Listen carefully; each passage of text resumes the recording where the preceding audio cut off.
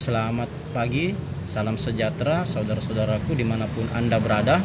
Kali ini saya akan melanjutkan video saya yang pertama, di mana saya berhasil atau sudah membongkar satu ayat dari Matius 5 ayat yang ke-20 dari Alkitab, yang dimana ayat itu menjelaskan bahwa jika hidup keagamaanmu tidak lebih benar daripada orang-orang Farisi dan orang-orang Saduki atau orang-orang Yahudi, maka engkau tidak akan masuk ke dalam kerajaan surga. Dalam hal ini orang Islamlah yang memenuhi syarat untuk masuk surga menurut Matius 5 ayat yang ke-20. Kali ini video kedua saya akan membahas, membedah dan membongkar. Haleluya, salam kemenangan iman buat kita semua dimanapun kita berada.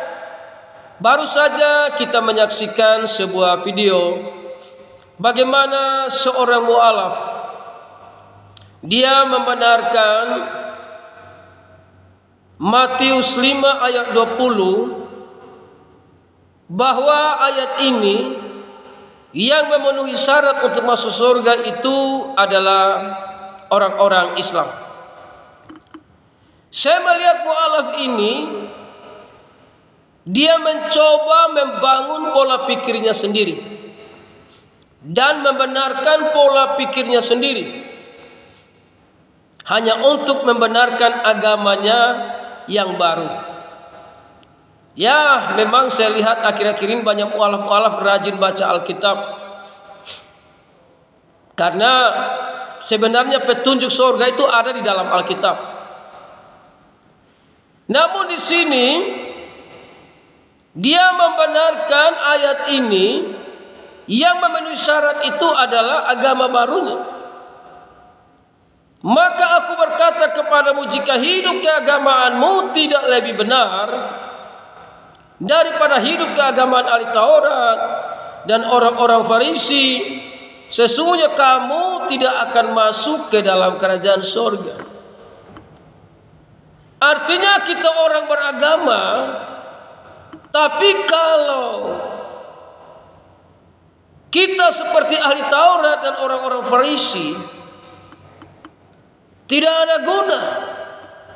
Karena di ayat 21 Yesus berkata, kamu telah mendengar yang difirmankan kepada mereka, kepada nenek moyang kita, jangan membunuh. Siapa yang membunuh harus dihukum. Ini hukum Taurat.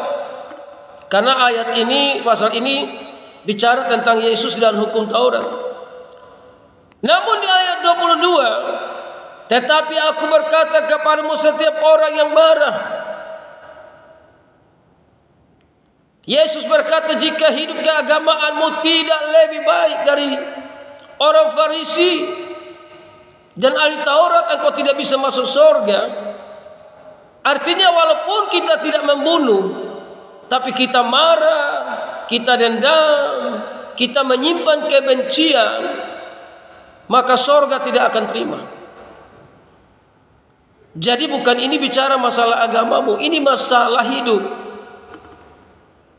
Jadi saudara tidak bisa membenarkan pola pikir bahwa agama saudara yang memenuhi syarat. Baca dulu ayat selanjutnya. Memenuhi syarat itu apa? Jangan menyimpan kepahitan. Jaga ini mulut. Nah saudara, karena di ayat 22, tapi aku berkata kepadamu, setiap orang yang marah terhadap saudaranya harus dihukum. Siapa yang berkata kepada saudaranya kafir harus dihadapkan ke mahkamah agama. Dan siapa yang berkata jahil harus diserahkan ke dalam neraka yang menyala-nyala. Jika kita orang beragama tapi suka katakan kalian kafir, kalian kafir, kalian kafir, apa bedanya dengan Taurat? Orang-orang Farisi, apa bedanya mereka yang ada di dalam agama Taurat, Farisi dan yang lain-lain, apa bedanya? Jadi harus jaga ini mulut, jaga ini lidah. Yang kedua, yang punya surga dia bernama Yesus. Saudara sudah meninggalkan Yesus. Dari mana jalannya saudara mau masuk surga? Yang punya surga, dia bernama Yesus. Ya saudara, namun menurut saya sorga Kristen dengan sorga saudara itu beda. Karena di sorga saudara ada bidadari. Sorganya Kristen itu tidak ada bidadari, tidak ada kawin mawin, tidak ada pesta seks. Karena sorga itu kudus. Tidak ada rumah sakit bersalin di sorga. Orang tidak lagi kawin mawin, tidak lagi beranak cucu.